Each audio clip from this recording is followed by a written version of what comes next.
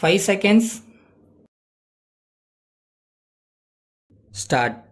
மாண்புமிகு தலைவர் அவர்களே, ஆளுநர் உரையின் மீது பேச வாய்ப்பு அளித்ததற்கு முதற்கண் என் நன்றியை தெரிவித்துக் கொள்கிறேன். முதலில் விவசாயத்தை பற்றி குறிப்பிட விரும்புகிறேன். இந்த நேரத்தில் விவசாய ஆய்வு ஒன்று மாநிலம் முழுவதும் நடத்தப்பட வேண்டும் என்று நான் கருதுகிறேன். நேற்று பேசிய ஓர் உறுப்பினர் தஞ்சை மாவட்ட நிலைமையை சொல்லி அங்கே உள்ள காவிரி ஆற்றின் 2 பக்கங்களிலும் சிமெண்ட் பூசி அதிகப்படி தண்ணீரை எப்படி சிக்கனமாக கொண்டு போக வேண்டுமென்று சொன்னார். ஒவ்வொரு மாவட்டத்திலும் விவசாய முறையில் அவரவர் அனுபவத்திற்கு ஏற்ப பல கருத்துக்களை சொல்கிறார்கள். எனவே எந்த பகுதியில் எந்த பயிர் செய்தால் விவசாயம் பயன் அளிக்கும் என்பதை ஆய்வு செய்து எந்தெந்த பகுதியில் எது சிறந்தது என்பதை தாலுகா வாரியாக அறிவிக்க வேண்டுமென்று கேட்டுக்கொள்கிறேன். அடுத்தபடியாக ஆளுநர் உரையில் தொழில் வளர்ச்சி பற்றி குறிப்பிட்டிருக்கிறார்கள்.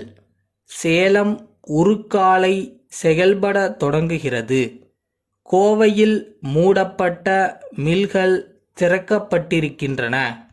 ஒவ்வொரு பகுதியிலும் தொழில் வளம் பெருகி வருகிறது என்பதை நான் சுட்டிக்காட்ட விரும்புகிறேன்.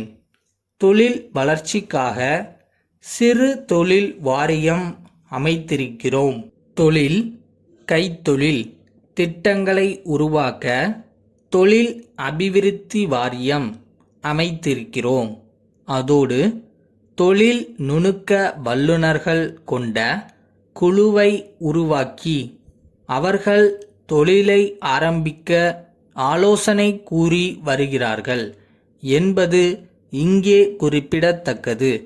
இதை அரசு இன்னும் விரைவுபடுத்தி நம் மாநிலம் முழுவதும் தொழில் மயமாக்க நடவடிக்கை எடுத்து கொண்டிருப்பதை நாம் மேலும் பாராட்டி ஊக்கப்படுத்தும்படி கேட்டுக்கொள்கிறேன். குறிப்பாக விவசாயிகள் வாழும் பகுதியில் கிராம தொழிலை அதிகப்படுத்தி விவசாய வேலை இல்லாத நேரத்தில் ஏறக்குறைய 7 மாதங்களுக்கு சிறு சிறு குடிசை தொழில் மாதிரி வீட்டிலேயே தொழில் செய்து சிறு சிறு கருவிகளை ஒட்டுமொத்தமாக ஒரு பகுதியில் சேர்த்து பெரிய கருவிகளாக மாற்றும் தொழிற்சாலைகளை நாம் அமைக்க வேண்டுமென்று கேட்டுக்கொள்கிறேன்.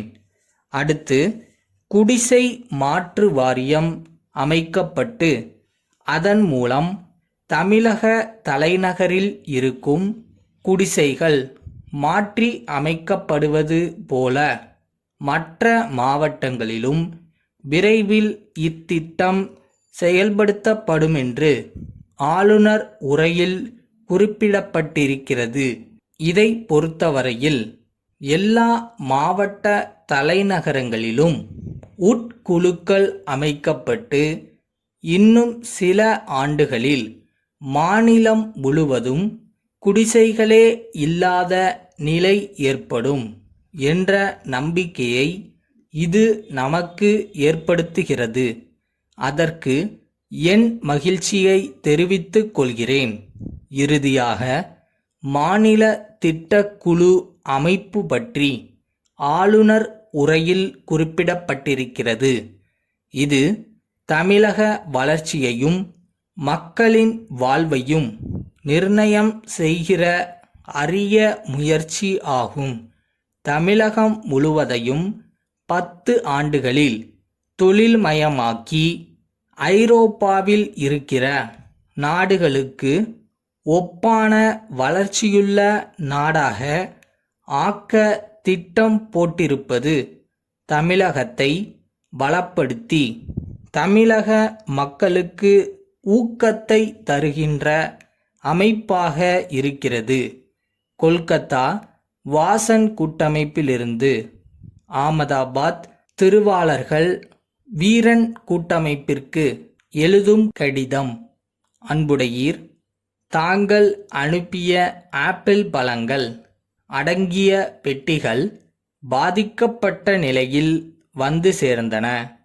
பெட்டிகள் சரியாக அமைக்கப்படாததாலும் போக்குவரத்தில் முரட்டுத்தனமாக கையாளப்பட்டிருப்பதாலும் பெட்டிகளில் இருந்த பொருட்கள் பாதிக்கப்பட்டிருந்தன. எனவே எல்லா பொருட்களையும் உடனே விற்பதற்கு ஏற்பாடு செய்ய வேண்டியிருந்தது. ஆதலால் இங்கு உள்ள பல வியாபாரிகள் சங்கத்தால் நடத்தப்பட்ட பொது ஏலத்தில் 5000 ரூபாய்தான் கிடைத்தது. ஆதலால் இந்த சரக்கு வியாபாரத்தில் 4000 ரூபாய் நஷ்டம் ஏற்பட்டுள்ளது.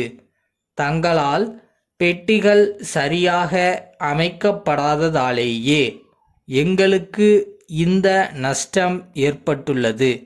எனவே நாங்கள் ஏற்கனவே செலுத்திய விலைக்கும் ஏலத்தின் மூலம் கிடைத்த விலைக்கும் இடையேயான வித்தியாசத் தொகையான ரூபாய் 4000ற்கு எங்களது பாத்திய கோரிக்கையை இத்துடன் அனுப்பியுள்ளோம்.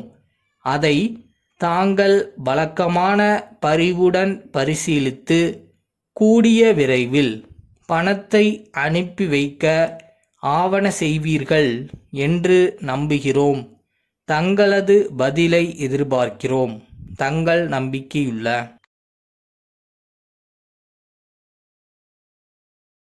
என்னைக்காவது ஒரு நாள் இதெல்லாம் நடந்துரும். அதை நோக்கி தான் ஒர்க் பண்ணிட்டு இருக்கோம், ஓடிக்கிட்டு இருக்கோம் அப்படின்ற கான்ஃபிடன்ஸ் இருந்தால் போதும். அதுதான் நம்மளோட ஃபியூயலே.